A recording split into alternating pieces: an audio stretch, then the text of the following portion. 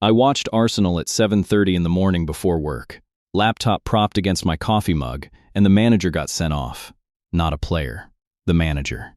He walked down the tunnel and reappeared 20 minutes later up in the stands, on his phone, still visibly coaching. Here's what most people get wrong about coaches getting sent off. People assume that once a coach is sent to the stands, that's it. Game over for them. Silenced. Wrong.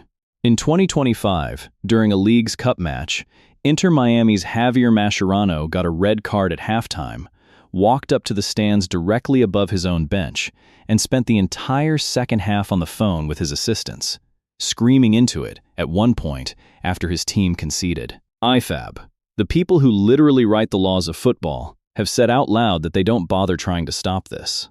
Their own explanation is that it's simply not practical to police whether a man sitting in row 12 is holding a phone.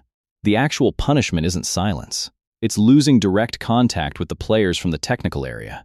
Everything after that is a loophole with a view. People also assume yellow cards for coaches have always been a thing, right alongside the ones for players, part of the game since forever. Also wrong. Coaches didn't get shown yellow cards at all until 2018. Before that, a manager could be as furious as he wanted, and the worst that happened was a walk to the stands with no paperwork attached. That's what happened to Arsene Wenger at Old Trafford back in 2009. No card, no formal accumulation.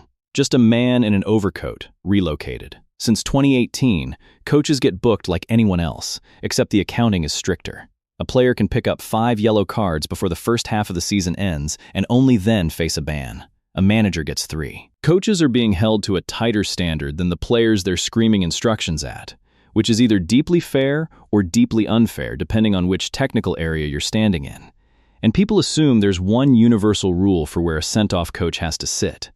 Somewhere written down, applied everywhere, no confusion possible. It is not. There is no single law that says where a dismissed coach goes. It changes by competition. The Leagues Cup let Mascherano sit above his own dugout.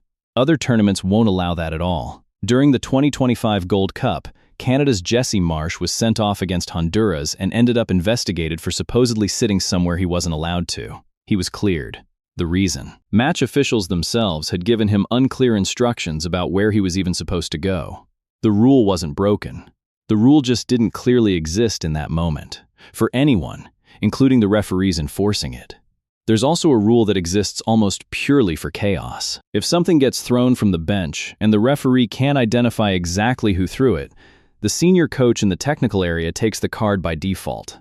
Not the person who did it, just whoever's officially in charge of the group.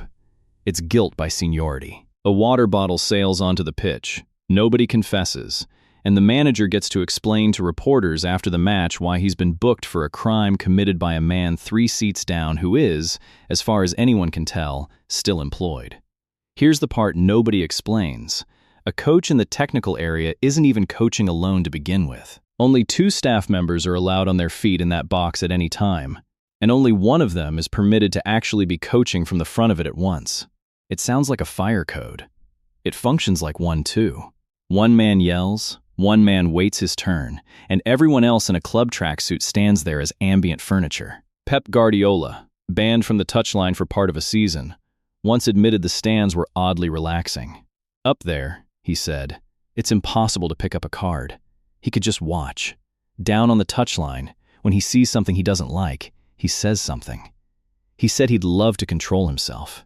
He also said he couldn't promise he would. Mascherano, row 12, still screaming into a phone at his own coaching staff. The rules never shut him up. They just gave him worse seats.